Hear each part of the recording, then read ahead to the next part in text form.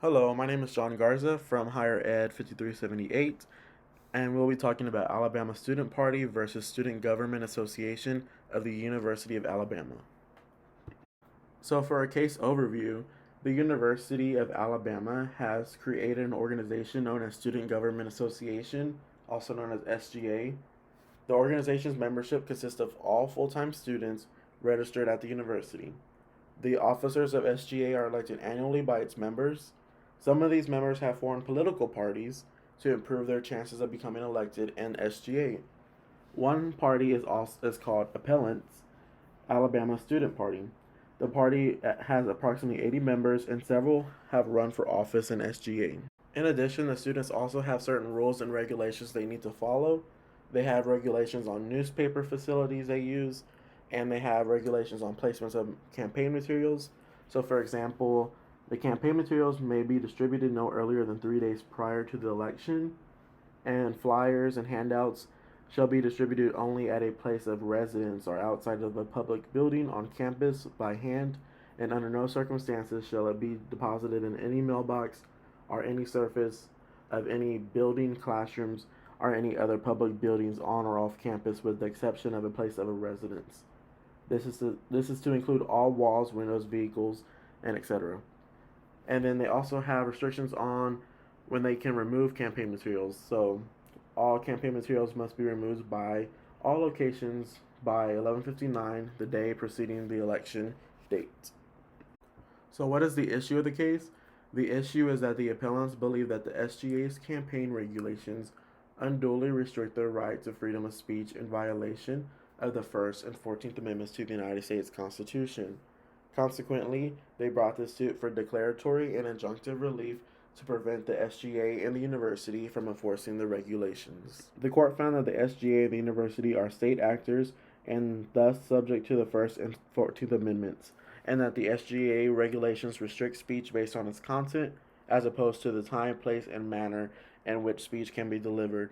Nevertheless, the court concluded that the regulations passed constitutional muster. The parties did not dispute the district's court conclusion that the SGA and the university are state actors and thus subject to the First and 14th Amendments, nor is there any dispute that the SGA regulations restrict speech based on its content as opposed to the time, place, and manner of speech. The question then becomes whether the district court applied the correct constitutional standard in assessing the validity of the challenged regulations. So for the rule analysis, I will be talking about the first four, which are Cornelius, Perry, United States versus Belsky, and United States versus Grace. For these four rules, it is well settled that a state's ability to restrict speech that occurs on government property depends on the nature of the forum created by the property involved. So there are three different foras. The first one is traditional public forum. So some examples of traditional public includes public streets, sidewalks, and parks.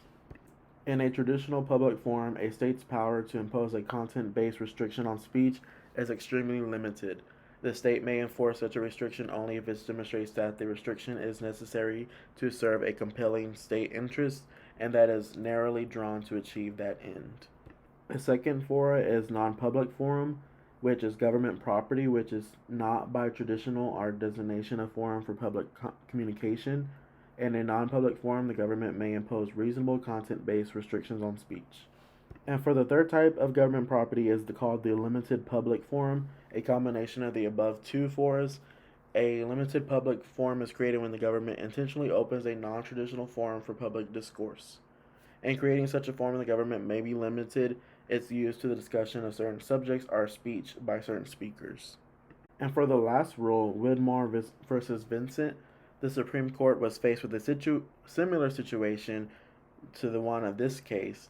In Widmore, the University of Missouri at Kansas City opened a meetings facility for general student use, no matter what the topic of discussion.